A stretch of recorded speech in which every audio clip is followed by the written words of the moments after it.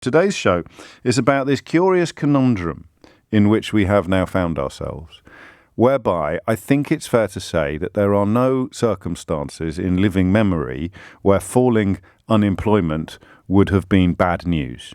Correct me if I'm wrong, but I'm fairly confident that in living memory, or certainly in the last 40 years, which is pretty much living memory for me, there was no point. How many people remember 1 in 10, the UB40 song, and of course the statistic in the early years of the Thatcher government about the number of people who were unemployed, 10% of the country unemployed.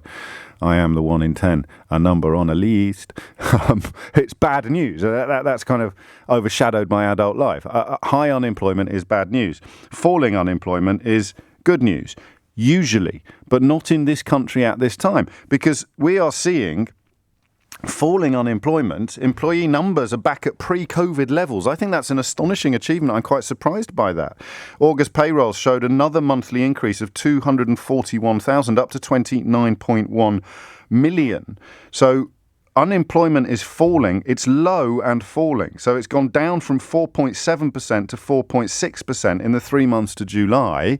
How can that possibly be bad news? Answer: the number of job vacancies in this country has gone over 1 million for the first time ever, I think. The first time ever. So we've got falling unemployment and rising vacancies. You don't need to be Rachel Riley to realise that those numbers are not good.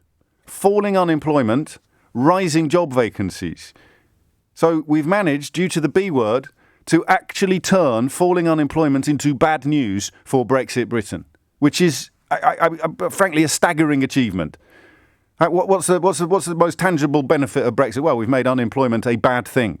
We need more unemployed people, briefly, so that they can then become employed and bring down the total number of job vacancies. So the people out of work is going down, but the number of job vacancies is going up. Now, there is only one explanation for this. Very simply, it's a shortage of people.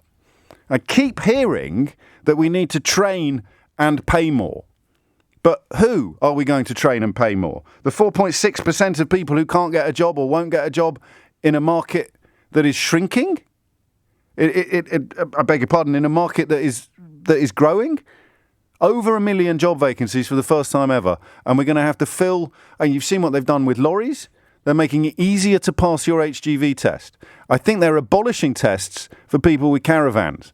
At the moment, if you've got a caravan, you need to pass a test, because driving a car with a caravan hitched to the back is quite difficult. So they're just getting rid of the test, I think, the requirement, so that they can push through more HGV qualifications. Keir Starmer announcing a minimum wage rise to 10 quid. Suddenly, lots of people who've spent their lives in the media and in politics diametrically and passionately opposed to state-imposed pay rises are demanding pay rises. Funny that, isn't it? When they talk about minimum wage, they're usually queuing up to say, well, companies can't afford it. We'll go bust if they bring in the minimum wage. It's outrageous.